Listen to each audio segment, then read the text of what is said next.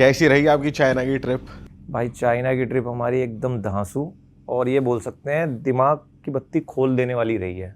मतलब जैसा मैं सोच के गया था कि जैसे हम सोशल मीडिया पे देखते हैं बहुत डेवलप है, तो ऐसा होता है ना, आप किसी को देखते हो कि बहुत डेवलप है तो वो तो आपको नॉर्मली लगता है। एक इंसिडेंट बताता हूँ मैं कि देखो, अगर जापान नहीं गया होता उससे पहले तो शायद बहुत वाव लगता, बट आप जापान में टेक्नोलॉजी देख चुके हो तो आपको तो ऐसा लगता है कि एयरपोर्ट से उतरोगे तो रोबोट ही उठा कर ले जाएंगे। बट ऐसा नहीं होता। वहाँ पर बहुत शॉकिंग चीज़ें देखी है मैंने, जो मतलब मैंने उम्मीद नहीं की थी। तो वो डेवलप्ड भी है और बहुत अंडर डेवलप्ड भी है, बहुत डिसिप्लिन्ड भी है, बहुत बदतमीज भी है, अच्छा, बहुत सेफ भी है और बहुत अनसेफ भी है। हर चीज के दो पहलू आपको दिख के दो पहलू मैंने वहाँ पर देख लिए। तो वो आज हम तो भाई जो कॉमनली हमने सुना है, देखा है, बिल्डिंग्स, इंफ्रास्ट्रक्चर, टेक्नोलॉजी, सीसीटीवी है कदम कदम पे, ये सब तो हो गई नॉर्मल बात, ठीक है। ये सब हो गई डेवलपमेंट की बात। तो शुरुआती जरा अंडर डेवलप्ड चीजों से करते हैं कि हमसे वो कहाँ सिमिलर है या है ही नहीं कुछ या उनका मिनिमम भी हमसे बहुत ही ऊपर है ना। भाई है। हाँ, तो हमसे क्या सिमिलर है ये बताओ। पहली चीज ही बता देता हूँ एकदम देसी। वहाँ के इंटरनेशनल एयरपोर्टों पे भी आप देसी संडास देखोगे। अच्छा, वो भी मैक्सिमम इंडियन संडास। अच्छा जी। हाँ, और हमारे यहाँ तो फिर भी फ्लश कर दें। अबे वो छोड़ देंगे पूरे। मतलब 10 में से मेरे को वीडियो भी पड़ी। वीडियो में रिकॉर्ड कर लिया। मैं भाई इंडियन संडास की वीडियो बनाने गया था कि कई लोग बोलते हैं कि भाई, जैसे अब मैंने जापान गया था तो सबसे पहले जैसे मैं जापान के एयरपोर्ट पे उतरा तो मैंने भाई जो नोट करा था कि उनके टॉयलेट करा था, जो मैंने उसकी वीडियो बनाई थी बहुत फटी थी। कि भाई बहुत ही ज्यादा एडवांस थे। सामने से निकल जा रहे हो तो अपने आप फ्लश हो जा रहा है, सेंसर ऐसे लगे हुए थे सामने से निकलने पे भी, और इतने सारे बटन थे। वो मैंने दिखाया था वीडियो में कि कोई फैन चल रहा है और मतलब टेम्परेचर कंट्रोल हो रहा है, कंट्रोल, काफी चीज थी। तो मैं सोच के कहा था भाई चाइना वाले तो पता नहीं क्या हाथ वाथ ना निकाल दें, क्योंकि ये तो बहुत ही ज्यादा डेवलप है। बट वहाँ एकदम से शौक लगा मुझे। जैसे ही मैं उतरा तो मैं गया था चेंगडू, थाईलैंड से उड़ा था मैं। तो थाईलैंड से मैं चेंगडू गया था। तो मेरा क्या प्लान था कि पहले मैं सोचा यार बीजिंग उतरूंगा तो आधा इधर जाऊंगा आधा इधर जाऊंगा, तो एक साइड उतरता हूँ और वहाँ से ऐसे धीरे धीरे धीरे 1 महीने के अंदर फिर मंगोलिया के बॉर्डर तक। तो भाई मैं एयरपोर्ट पे उतरा। अब मैं आपको तीनों का ही बता देता हूँ, क्योंकि एक एयरपोर्ट पे गया तो मुझे ऐसा लगा कि हो सकता है भाई ये यहाँ पे लोग देसी यूज़ करते होंगे। शेंजन से बड़ा तो कोई नाम नहीं है चाइना में टेक्नोलॉजी में। शेंजन के इंटरनेशनल एयरपोर्ट पे भाई साहब अगर 10 टॉयलेट है तो उसमें से 2-3 होंगे इंग्लिश, 2 ही होंगे, और 8 होंगे इंडियन। अच्छा। और इंडियन जो टॉयलेट होते हैं उसके बाहर लाइन लगी होती है और दो वो होते हैं, वो खाली रहते हैं। और उसमें ऐसा कोई एडवांस टेक्नोलॉजी की फुआरे वगैरह मतलब बहुत ज़्यादा कुछ नहीं होता, बेसिक होते हैं। तो ये जो हमारा पर्सपेक्शन है कि इनको लेके कि यार बहुत ही आगे चल रहे हैं, वो हैं, बट वो मैन्युफैक्चरिंग में। अच्छा। उनकी पर्सनल लाइफ बहुत देसी है, बहुत ओवर देसी है। मतलब लड़की आप देखोगे कि बहुत ही ज़्यादा वेल ड्रेस्ड है, आपको ऐसा लगेगा एकदम हाई क्लास है, वो एकदम फोन चलाते चलाते नीचे बैठ जाएगी, जैसे वो नहीं बैठ जाते हैं देसी पोटी स्टाइल में। हाँ, उसमें कोई गलत नहीं है, वो उनका अपना, बट बहुत अलग है जो हम देखते हैं, उकड़ू पोजीशन। और जो अंकल होते हैं वो चलते हुए टी शर्ट उठा लेते हैं तो उन सबके पेट दिखते रहते हैं, वो यहाँ ऐसे घुमा लेंगे। ऐसा क्यों करते हैं? ये उनको स्टाइल है नेशनल। पता नहीं क्या है, मतलब खड़ा रहेगा आदमी, पेट निकाल के ऐसा खड़ा है वो, चाहे मोल हो। तो ये चीजें देख लो कि हम सोचते हैं कि बहुत ज्यादा अलग होंगे। दोस्तों, इससे पहले हम पॉडकास्ट को आगे बढ़ाएं, मुझे आपसे कुछ बात करनी थी। जैसा कि आपको पता है हमें वीडियोस बनाते हुए 10 साल हो गए हैं और इन 10 सालों में हमने YouTube, इंस्टा और फेसबुक पे काफ़ी सारी ऑडियंस गेन करी है। बहुत सारे लोग हमसे पूछते हैं कि अब कंटेंट क्रिएशन बहुत चैलेंजिंग हो गई है, बहुत ट्रिकी हो गई है, बहुत सारे क्रिएटर्स आ गए हैं, तो अब अगर हम शुरू करें तो हम सोशल मीडिया पे कैसे ग्रो कर सकते हैं। तो हम पर्सनली तो सबको गाइड नहीं कर पा रहे थे, लेकिन हमारा बहुत मन था कि हम दिल से सबकी हेल्प करें सोशल मीडिया पे ग्रो करने में। हमने जो इन 10 साल की जर्नी में सीखा वो सब आपको बता पाएँ, तो उसी के लिए हमने एक छोटा सा कोर्स बनाया है जिसमें हमने अपनी इन 10 साल की जर्नी में जो चीज़ें सीखी और जिन चीज़ों को क्रैक करके फॉलोअर्स गेन करे, सोशल मीडिया पे बने रहे, सस्टेनेबल रहे, ग्रो करा, वो सारी टिप्स और ट्रिक्स हमने उस कोर्स में दिए हैं। आई एम श्योर आप अगर उस कोर्स को देखोगे तो आपकी भी बहुत ज़्यादा हेल्प हो जाएगी। तो आपकी फील्ड कोई भी हो, कंटेंट क्रिएशन आज के टाइम पे एक नीड बन चुकी है अपने बिजनेस को ग्रो करने में, या फिर आपका कोई भी काम हो अगर वो ऑनलाइन नहीं है तो वो सक्सेसफुल नहीं हो पाएगा आने वाले टाइम में। तो ये कोर्स आपकी मदद करेगा सोशल मीडिया पे आपके हैंडल को ग्रो करने में। तो हमारी वेबसाइट का जो लिंक है वो डिस्क्रिप्शन में भी मौजूद है, यहाँ पर भी लिखा आ रहा है, आप जाइए एक बार जाकर उस कोर्स को एक्सेस कीजिए और अपनी कंटेंट क्रिएशन की जर्नी को शुरू कीजिए।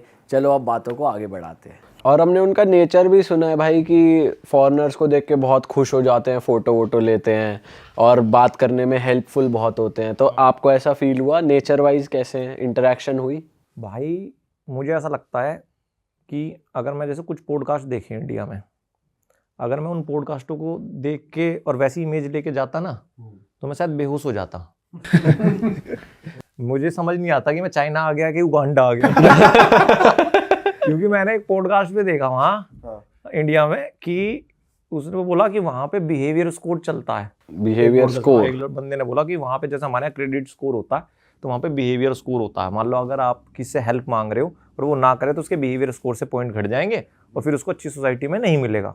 तो अब ये इमेज आप लेके जाओगे और फिर वहाँ आप चाइना में लैंड कर रहे हो, मॉल में फुहारा लगा हुआ है तो एक बंदा खा के जा रहा है और फुहारे पे चढ़ के हाथ धो दे। अच्छा, ये देखा है मैंने भाई। मैं बीजिंग में था, बीजिंग की नेशनल कैमरा टावर, जो कैमरा पूरे देश के कैमरा जहाँ से ऑपरेट होते हैं उसके नीचे खड़ा हूँ। और मेरे पास अभी मैंने वीडियो डाल भी दी है फेसबुक पे, इंस्टा पे आएगी वो।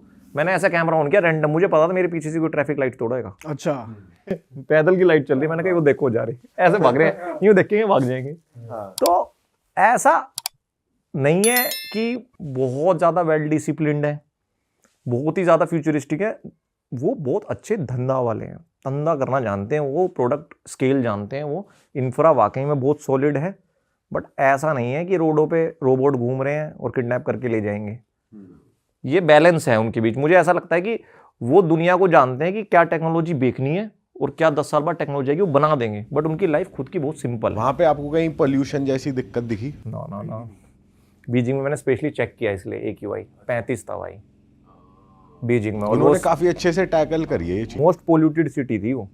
इस चीज में तो देखो आप मानोगे उनको कि they know how to make stuff.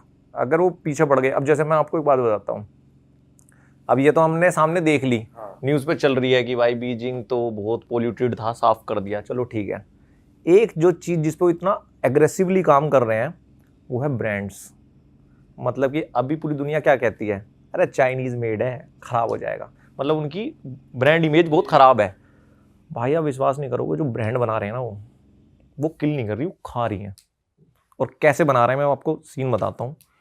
China में आप कहीं भी घूमना तो कोई भी इंटरनेशनल ब्रांड देखना, फिर उसके आसपास मुंडी घुमाना, आपको 2-3 ब्रांड दिखेंगी जो हर उस शोरूम के आसपास पूरे देश में दिखेंगी। जैसे फुटबॉल में एक प्लेयर को टैकल करने के लिए 2 वो लगाते हैं ना, हाँ। ऐसे वो करते हैं। मतलब मैं एग्जांपल देता हूँ, स्टारबक्स। भाई स्टारबक्स जहाँ दिखेगा उसका थोड़ा सा इधर उधर देखना, वहाँ दिखेगा ल्यूकिन कॉफ़ी। और क्या भाई ब्रांड है यार वो, मतलब क्या, मैं आखिरी दिन तक मैं फैन बन गया था उस ब्रांड का। कुछ नहीं है स्टारबक्स उसके आगे, बच्चा भी नहीं है भाई। क्या तो उनकी प्रेजेंटेशन है। कॉफ़ी क्या है भाई, फाड़ कॉफ़ी है। उन्होंने एनीमे स्टाइल पकड़ा है उसमें, वो एनीमे की ब्रांडिंग होती है। और जो उनके कैफ़ेज़ हैं जिस हिसाब से उन्होंने डिज़ाइन किए हुए हैं, जिस हिसाब से उनकी प्रेजेंटेशन है, सामने स्टारबक्स होता है, उधर ल्यूकिन होता है, ऐसा लगता है वो तो है 80 के दशक का कुछ, और ये चल रहा है कुछ। और जहाँ भी स्टारबक्स है वहाँ 2-2, 3-3 ल्यूकिन है, और ल्यूकिन भरे रहते हैं भाई। मैंने दिखाया अपनी वीडियो में, मतलब उनके ऑर्डर में टेबल है, ये भरे रहते हैं, ऑर्डर्स। और ये खास बात है चाइनीज़ के अंदर, अगर उनकी कोई ब्रांड आती है और कॉम्पीट करती है तो तुरंत शिफ्ट हो जाते हैं, तुरंत के तुरंत। ऐसी ये ल्यूकिन हो गया, BYD तो आपने देख ही लिया। ऐसी उनकी LYN लिन करके एक नाइकी को टैकल करने के लिए बनाई हुई है उन्होंने। भाई शोरूम्स ऐसे बनाए हैं, डीकैथलॉन है तो डीकैथलॉन के बराबर में उसका नाम भूल रहा हूँ, ऐसा शोरूम बनाया हुआ था। जैसे डीकैथलॉन में माउंटेन के कपड़े मिलते हैं, वो पूरा शोरूम ही माउंटेन के डिज़ाइन में था। ओके। पूरी बिल्डिंग ही, तो उस पर बंदा चढ़ के जा रहा है और कोई बंदा लटक रहा है। तो वो अब इस चीज़ को बहुत सीरियस ले रहे हैं कि ब्रांड्स कैसे बनते हैं, अब हम ब्रांड्स ही बताते हैं। और दिमाग इतना अच्छा लगा है, वेल एस्टैब्लिश्ड ब्रांड के बगल में ही अपना खोल दिया। अक्सर बंदा सोचे यार नहीं यार मैं यहाँ नहीं करूँगा, क्योंकि वहाँ पे लोग जाएंगे। हाँ, हम पता क्या है, हमारे यहाँ क्या है कि हम ना, जैसे कोई कर भी रहा है कॉपी, हम उसको क्रिटिसाइज करते हैं। बट दुनिया में सबसे अच्छा सक्सेस पाने का तरीका मेरे हिसाब से कॉपी है। अगर कोई बंदा 20 साल से काम कर रहा है तो आपको नया इन्वेंट क्यों करना है? जब आप 0 पे हो, आप कर लेना, पहले 20 पे आ जाओ, उसके बाद नया कर लेना, पहले कॉपी मारो। तो वो ये कर रहे हैं और वो शर्माते नहीं है भाई। और आप देख लो ना ब्रांड्स, ड्रोन में कोई नहीं था, कोई टक्कर दे देगा DJI को? आसपास है कोई? नहीं दे सकता। BYD देखो, उसकी मजाक बनाई थी इलोन मस्क ने, कहाँ पहुंच गई। तो वो लोग साला शर्माते नहीं है। और सबसे बड़ी बात है कि जो उनकी जो पैरेलल साइड है ना, कि बहुत एडवांस और बहुत देसी, वो उसको लेके चल रहे हैं। वो कॉम्बिनेशन जो है ना, वो नेट पे देखने के लिए नहीं मिलता, कि खुद नीचे बैठे हैं, देसी से इंडियन टॉयलेट यूज कर रहे हैं। भाई हमारे यहाँ अगर कोई कूड़ा फेंकता है तो मैं सच बताऊं, लोगों को ना सिविक सेंस हमारे यहाँ है ही नहीं। ऐसा नहीं है वो जानबूझ के फेंक रहे हैं, उनको बताया नहीं जाता कि ये गलत है। अगर आप सही में किसी से बोल दोगे कि भाई ये क्यों फेंक रहा है, तो शर्मा जाएगा। इंडिया में थोड़ा तो कहेगा अच्छा, वहाँ बोल के देखना आप। भाई मैंने एकदम क्लीन पोर्च स्ट्रीट पे, मतलब जहाँ आपका बंदा कोई देहाती भी होगा वो भी नहीं फेंकेगा, ऐसे रेड बुल पी रहा है और यूं फेंक के मार रहा है अच्छा। और चिल्ला रहा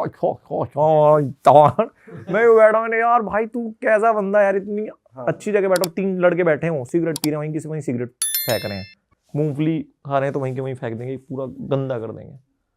तो उनका ना बहुत अलग साइड है, शहर इतने साफ। बट उन्हें ये पता है ना कि कोई ना कोई आके ले जाएगा तुरंत। मैं वही बोल रहा हूँ कि चाइना जाने से पहले मैं सोचता था कि गवर्नमेंट ही सब कुछ नहीं कर सकती, बट वहां जाके मेरा माइंड चेंज हो गया कि अगर चाहे तो बहुत कुछ कर सकती है भाई। वो लोग जंगली हैं भाई, अगर पब्लिक छोड़ दिया जाए उनको।